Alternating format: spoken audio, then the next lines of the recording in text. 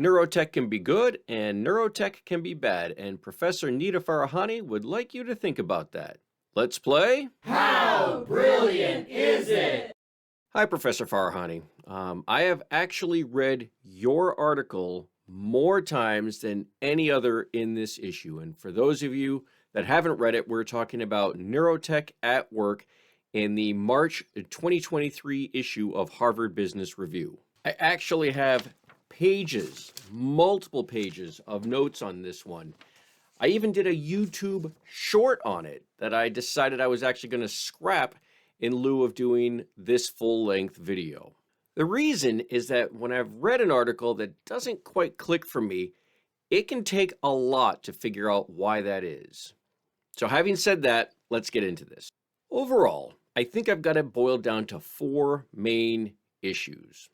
Now the first, and it's a small one, is that the article feels like a bit of a roller coaster ride. The first 3/4 of the article kind of swing back and forth between the upsides of neurotech and then back to the potential downsides.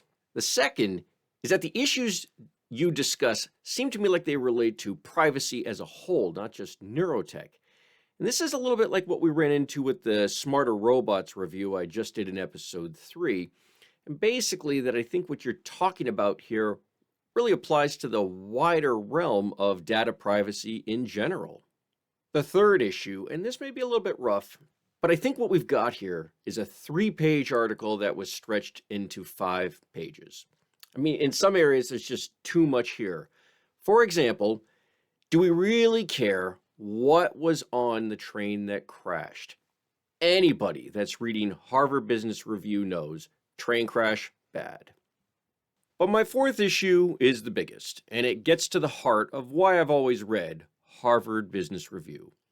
For me, this magazine is the best source for concise, well-researched, actionable business solutions.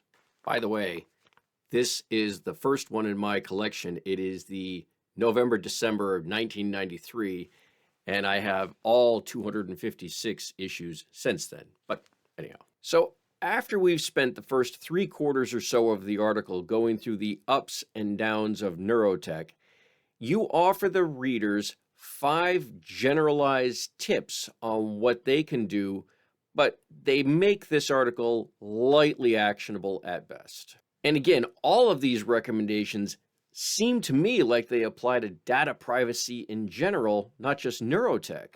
Ultimately, I ran your article through the HBII scoring sheet here, the latest version, and I came away with a score of 4 out of 10 possible points. And of course, I understand if you think that I'm coming down too hard on this article.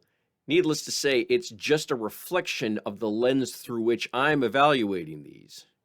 Well, I guess this is a good place to wrap this one up. Thanks, of course, to Professor Nita Farahany for her article, Neurotech at Work. Thanks to all of you for watching, and have a great day.